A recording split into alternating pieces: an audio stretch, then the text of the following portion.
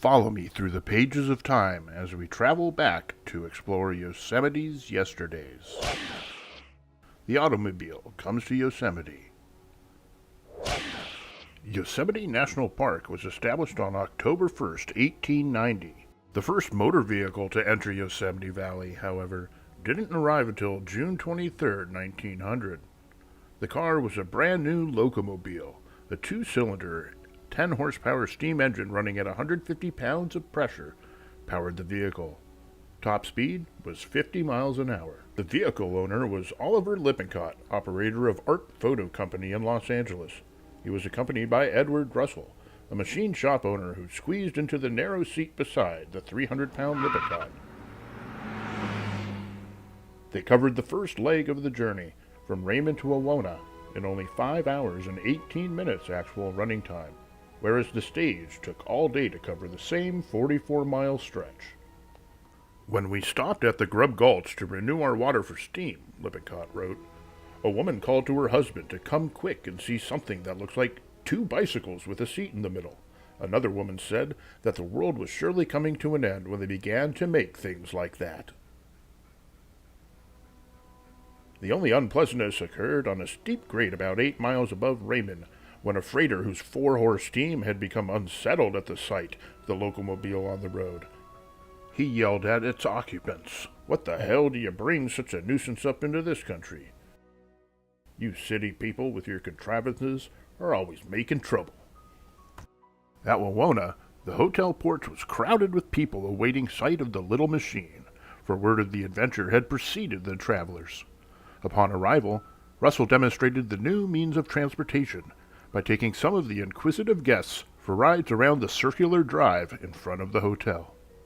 The 30-mile run from Wawona to Yosemite Valley was accomplished in exactly 3 hours. Lippincott and Russell spent several weeks in Yosemite Valley staying at the Centennial Hotel. They treated many a visitor to the excitement of the motorized vehicle, most of whom had never seen such a contraption before. Henry Washburn, superintendent of Yosemite Stage and Turnpike Company and the most influential man in the area, was especially interested in the Locomobile. He took an 8-mile tour of the valley with Lippincott, declaring afterward that he hardly knew where he had been. Later, Washburn persuaded Russell to drive him all the way up to Glacier Point. Due to the steep grade, the Locomobile's engine overheated several times on the journey. Eventually, after 5 hours of travel, they reached the Mountain House Hotel at the summit after dark. On July 26, 1900, only 33 days after Lippincott's arrival, Frank and Arthur Holmes chugged into Yosemite Valley at 7:30 p.m. from Wawona in a modified Stanley steamer, only the second motor car to conquer the Sierra grades. Arthur Holmes declared, "Had our rubber tires come from the east on time, we would have beaten Oliver Lippincott into the valley." In August of the same year, Foley's Yosemite Tourist reported, "The 2 auto trips have fully demonstrated the fact that there is little danger of frightening the stages or their horses. The animals pay little attention to it. In time, an auto road book will be published showing where water can be had.